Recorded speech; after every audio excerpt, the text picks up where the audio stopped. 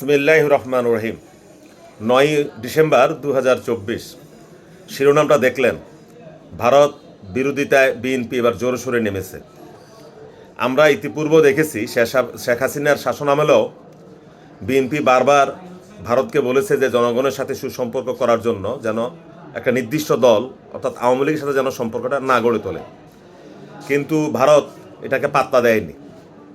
এরপরেও বিএনপি বহুবার চেষ্টা করেছে প্রতিবেশী দেশ হিসাবে তাদের সাথে একটা সুসম্পর্ক গড়ে তোলার জন্য, এবং ভারত যেন বাংলাদেশের জনগণের প্রতি একটা শ্রদ্ধা দেখিয়ে জনগণের সাথে একটা সুসম্পর্ক গড়ে তোলে। কিন্তু বিএনপির সেই আশা নিরাশায় পরিণত হয়েছে। ইতিপূর্বে বিএনপির যুগ্ম মহাসচিব জনাব রুহুল কবির রিজভী সাহেব একবার গায়ের চাদর মাটিতে ফেলে ভারতীয় পণ্য বর্জনের ডাক দিয়েছিলেন। সেটা নিয়ে আবার দলের মধ্যে কিছু ভুল বোঝাবুঝি হয়েছে। পরবর্তীকালে রিজভী সাহেব বলেছেন যে এটা আমার ব্যক্তিগত ব্যাপার, এটা দলীয় সিদ্ধান্ত নয়। গত সপ্তাহে রিজভী সাহেব তার স্ত্রীর ভারতীয় শাড়ি পুড়িয়ে ফেলেছেন। এর মধ্য দিয়ে বিএনপির ভারত বিরোধিতার আনুষ্ঠানিক যাত্রা শুরু হয়েছে, বা বিএনপির ভারত বিরোধিতার ট্রেন বিএনপি চালু করেছে।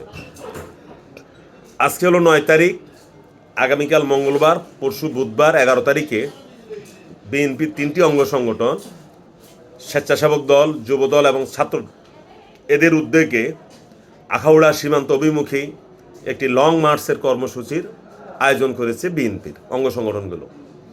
এর দ্বারা বোঝা যাচ্ছে যে বিএনপি মোটামুটি আনুষ্ঠানিকভাবে ভারত বিরোধিতায় নিজেদেরকে সম্পৃক্ত করলো বা নেমে গেছে। এখন এই যে ভারত বিরোধিতার বিএনপির আনুষ্ঠানিকভাবে দেরিতে নামার কারণটা কি, এটা নিয়ে রাজনৈতিক মহলে বিভিন্নভাবে বিভিন্ন ব্যাখ্যা হতে পারে। বিএনপির মাঠ পর্যায়ের যারা কর্মী আছে, সমর্থক আছে, বলা চলে যে এরা শতভাগ ভারত বিরোধিতায়। এর কারণ হলো বিএনপির সাধারণ নেতা কর্মীরা দেখেছে যে বিগত সরকার ভারতের সহযোগিতায় বিএনপি নেতা কর্মীদেরকে গুম করেছে, যার অন্যতম প্রমাণ বিএনপির কেন্দ্রীয় স্থায়ী কমিটির সদস্য জনাব সালাউদ্দিন আহমেদ। এছাড়া বিএনপির যে সকল নেতা কর্মী গুম এবং খুন হয়েছে, বিএনপির সাধারণ মাঠ পর্যায়ের কর্মীদের ধারণা এগুলো ভারতের ফর্মুলায় হয়েছে। ভারত কাশ্মীরে যে ফর্মুলা অবলম্বন করে বিদ্রোহীদের বা বিপ্লবীদের দমন করার জন্য, সে একই রকম ফর্মুলা ভারতের সহযোগিতায় আওয়ামী লীগ সরকার বিএনপি নেতা কর্মীদের উপর প্রয়োগ করেছে।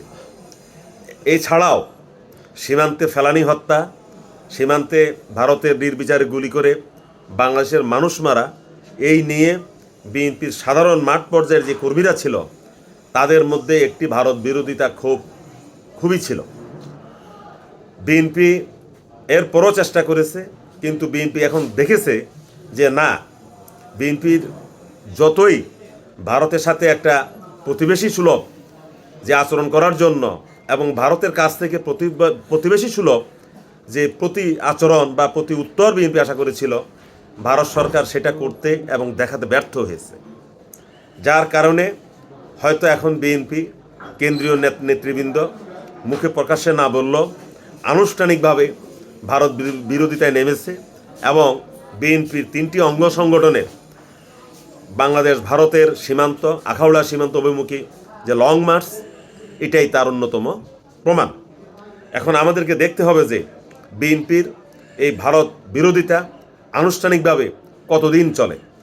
আমরা মনে করি যে, বিশেষ করে আমার কথা আমি বলি, বিএনপি যদি তাদের ভারত বিরোধিতা ধরে রাখতে পারে এবং ভারতের যৌক্তিক সমালোচনা ধরে রাখতে পারে, তাহলে আগামী নির্বাচনে বিএনপি একটি ভালো ফল পাবে।